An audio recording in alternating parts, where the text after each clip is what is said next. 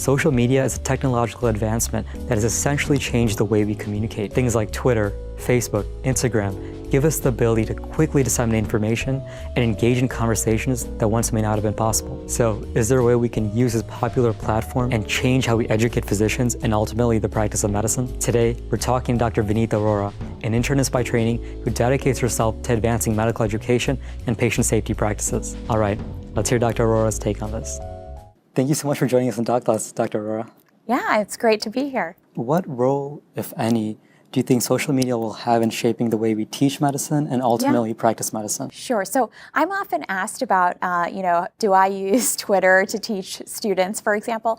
And I think that there is a fine line because, for my own students, my own residents, that I work with, if I'm rounding with them and working with them, then they're learning from me, right? So it's not necessarily that I'm going to be like, hey guys, follow me on Twitter. I'm going to share an article, and hopefully you'll have caught it with the fire hose of tweets that's coming your way. So that's not necessarily the best way to integrate social media. And I use that example because I think one of the things to think about is, who are you trying to reach, right? And so one of the ways educators can integrate social media is adjunctive assignments. So if you look at social media and think of it almost like the resources available to you, there's a whole host of educational resources available to you that bring in a lot of different perspectives, then that's how educators can use it as sort of a supplement. One of the major things that social media does is it levels the playing field about who can share information. So as opposed to this gatekeeper model where traditional peer-reviewed journals share information,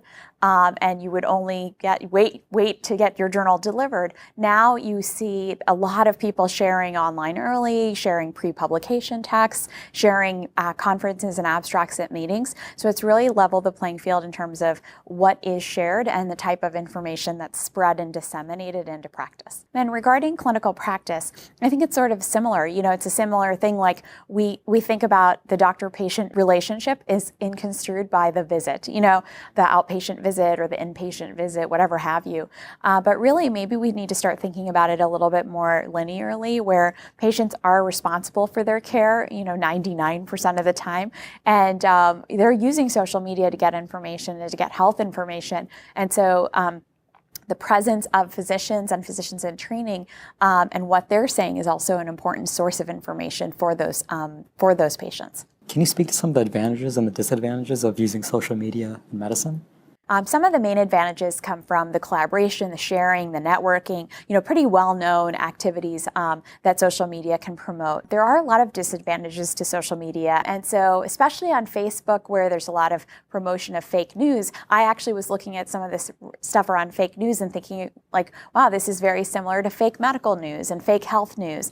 And so we have to be responsible. And I think as physicians and physicians in training, we can play a huge role in helping to really make sure people know what's quality information and what's not quality information. So I think probably the biggest risk of social media is, it's so easy to disseminate information, but the last thing you want to do is disseminate bad information. What advice would you have for us, physicians and medical students, who want to get involved in these important conversations through social media? Yeah, so I think there's no better time to get involved with social media than the present.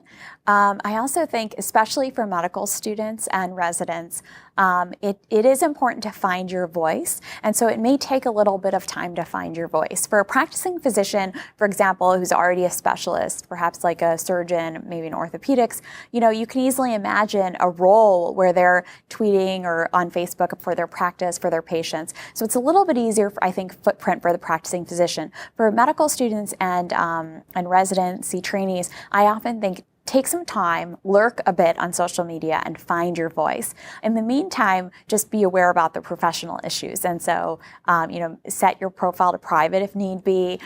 Make sure that, there's no veil of anonymity on Twitter. And so when I see, sort of mistakes made, a lot of times it's basically rookie mistakes because of the assumption that things are not going to be looked at. Having said that, I don't want to scare people off of social media. I think the key is is to, like anything, find mentors, find a committed group of people. So perhaps there's an upperclassman who's on social media, a faculty member at your institution on social media. Follow them and find out what they're posting about. If you're promoting content that's positive about healthcare, the healthcare profession, as well as your institution and the things that you're doing, I don't think you can do any wrong. And then the caveat, obviously, is that we work in a very sensitive information environment in healthcare. And so obviously protecting patient information is extremely important. And so I think it is kind of a trade-off, and there's some really great policy statements to help people navigate those challenges. But the upshot of it is that you should dive right in, but actually take some time, lurk, find your voice, and find a mentor. And then once you do that, you'll be able to find your way.